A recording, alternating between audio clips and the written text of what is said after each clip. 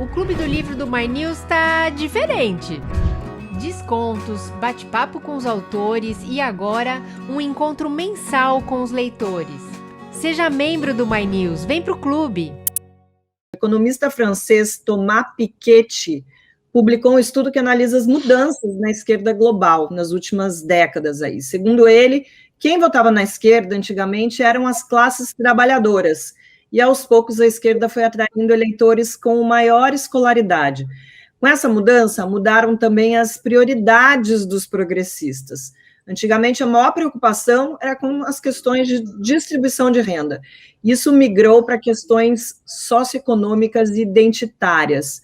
Eduardo, isso me lembrou um discurso que o Mano Brown fez durante um comício do Haddad, lá nas eleições de 2018, que parece já em outro século. Ele disse que a eleição já estava decidida e que se o PT não conseguia falar a língua do povo, tinha que perder mesmo. O que a esquerda pode fazer para se reconectar com o povo? Primeiro, o que o Mano colocou foi o distanciamento e a diferença que era o Partido dos Trabalhadores na sua origem e no que ele se transformou.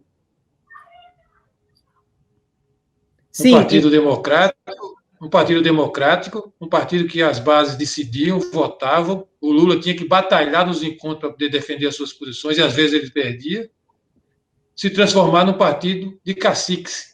Aliás, de cacique, porque hoje existe um cacique absoluto, né?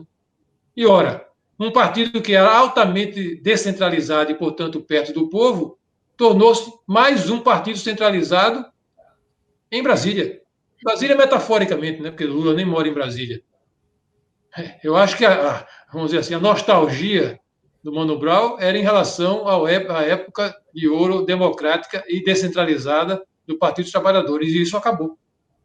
Mas e como é que faz para recuperar isso? Tem alguma fórmula, tem algum caminho, ou isso é uma coisa que ainda a esquerda precisa... Olha,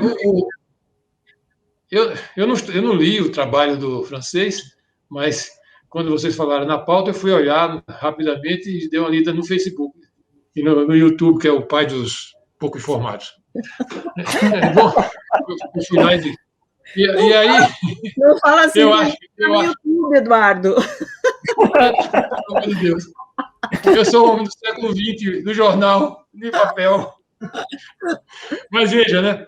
Eu acho, a minha impressão, que isso aí que o francês fala, né, é mais evidente nas chamadas democracias liberais representativas consolidadas.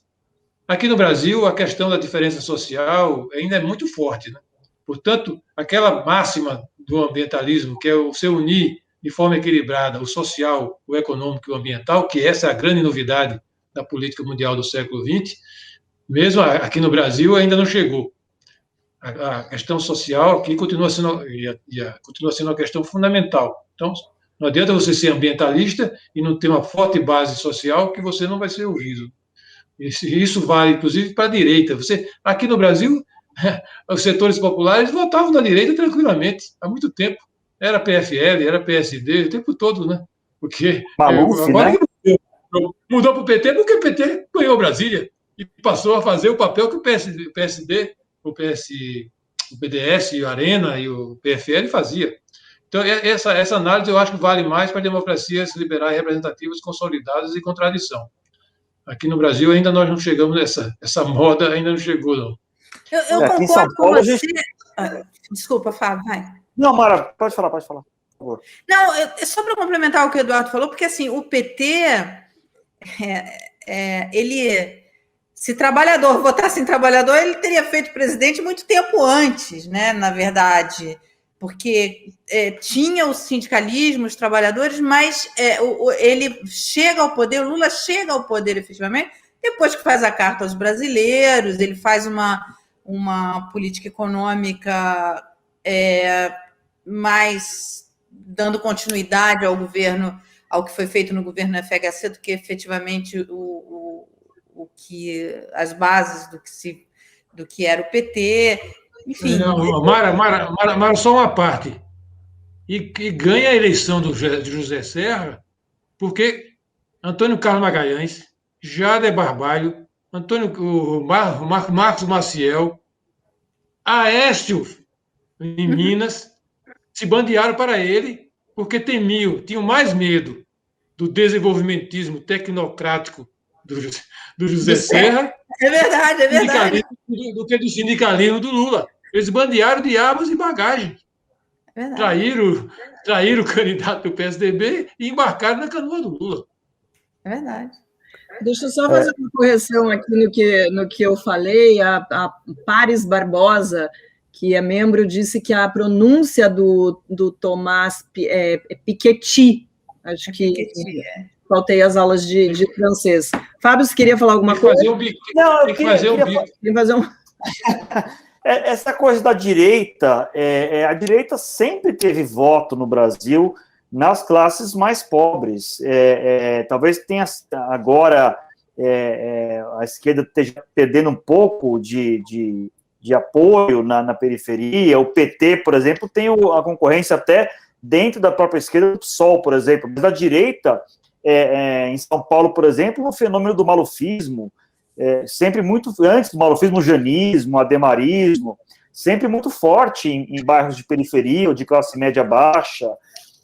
Então não é uma coisa exatamente nova. E agora com o bolsonarismo, o Bolsonaro teve muito voto também em periferia. Há estudos que mostram isso, que existe um eleitorado de periferia que é conservador, que tem valores conservadores, religiosos, valores, enfim, de segurança pública, né, de endurecer a segurança pública, ainda o discurso da rota na rua e tudo mais.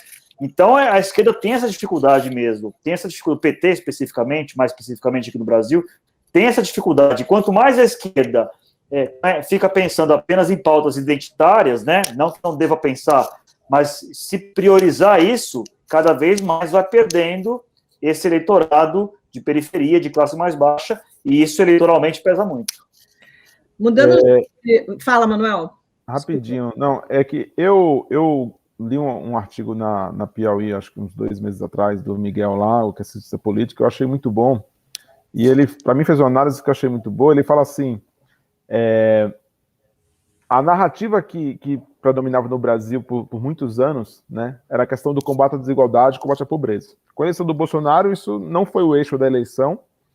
E hoje, a oposição, e não é só a esquerda, a direita também, a oposição, ela acaba colocando o Bolsonaro numa posição de vítima, né? Porque ele é negacionista, ele faz essas coisas todas, e aí você fica criticando, atacando o tempo inteiro ele, e aí ele fica na posição que ele quer, que é de vítima, que é a posição de que, não me deixam governar, não consigo fazer as coisas, estão sempre me atacando, etc e tal.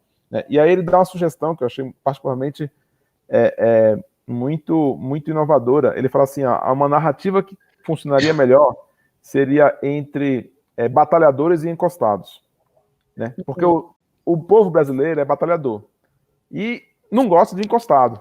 E aí ele fala, aí o Bolsonaro, a família, etc e tal, seriam os encostados, né? Seria uma narrativa que tiraria o Bolsonaro dessa questão de ficar falando do negacionismo, defender ciência, defender a razão, defender o Estado Democrático de Direito, porque para a maioria do povo brasileiro, iluminismo, ciência, Estado Democrático de Direito, não está na realidade deles. Não está, eles não vivem isso. Então é um discurso que funciona para um percentual pequeno da população, não funciona para a maioria, né? Então eu achei interessante essa proposta aí de como se conectar e de como enfrentar as armadilhas que o bolsonarismo coloca. Gente, mudando de assunto... Agora, em relação a... Não, sem mudar de assunto ainda. Ainda no francês. Vocês mandam.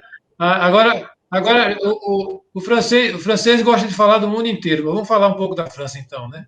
Os franceses gostam de falar de todo mundo. A questão do que eles vivem hoje, no chamado perímetro do estado de bem-estar, é que a globalização chegou. E aí mudou tudo. O estado de bem-estar foi montado numa época em que os partidos de esquerda, comunistas e sociais-democratas, negociavam com os liberais e conservadores da França, da Alemanha, da Inglaterra, etc., né?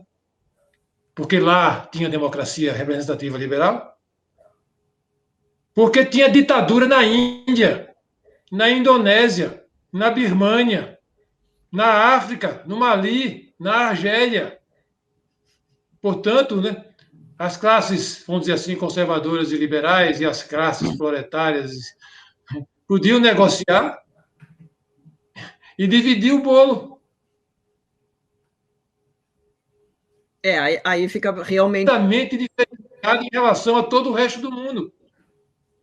Essa época acabou. O mundo é cada vez mais unificado.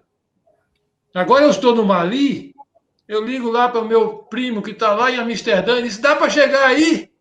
E ele vai. O capital se move e o trabalho também.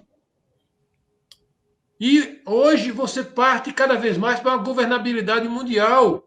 Os países vão ter que caminhar para uma governabilidade mundial em todas as áreas. Na área ambiental, ou há governabilidade mundial ou não há. Na área da saúde pública, o caso da pandemia, ou há governabilidade mundial ou não há. Não há soluções puramente nacionais, por mais que eu faça o meu dever de casa na França, na Alemanha, no Brasil, no Paraguai, eu dependo de uma governabilidade mundial cada vez maior e de uma uniformidade cada vez maior. O povo que morria de fome nas ruas da Índia e na China, né, não vão mais morrer. Eles vão trabalhar. Eles vão subir. Eles vão disputar cada vez mais uma igualdade no trabalho, no capital, no mundo inteiro. E aí, as classes trabalhadoras, ditas trabalhadoras da França, da Alemanha, da Áustria, elas não se conformam. Elas estranham. E aí começa a haver uma política nacionalista e esquerdista de defender o passado da grande França, da Alemanha, da Inglaterra. Né? E essa nostalgia de direita e de esquerda contamina as classes trabalhadoras desses países. Veja a eleição do nosso francês, no país do nosso francês. Os chamados insubmissos da França de pé, de Mélenchon, em quem votaram no segundo turno? Votaram na Marine Le Pen. A maioria deles migrou da extrema direita, da extrema esquerda para a extrema direita, porque tanto Mélenchon quanto a Le Pen são anti-Europa, são anti-globalização, são pela volta da França primeiro, como diz o Trump. Esse jogo é que está embaralhando e criando ansiedade nesses países. Né? É preciso muita criatividade para resistir, porque a extrema esquerda e a extrema direita, nacionalistas, atiçam as classes trabalhadoras e as classes mais pobres originárias desses países contra a social-democracia e contra os partidos de centro e democrata cristãos.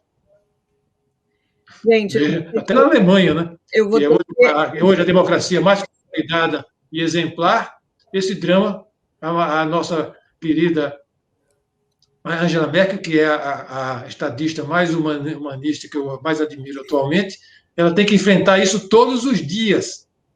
E precisa dialogar com os verdes, com os social-democratas, o antigo partido de Marx e Engels, e com os liberais, para que a chamada esquerda nacionalista e a direita nacionalista não avance nos seus arraiais.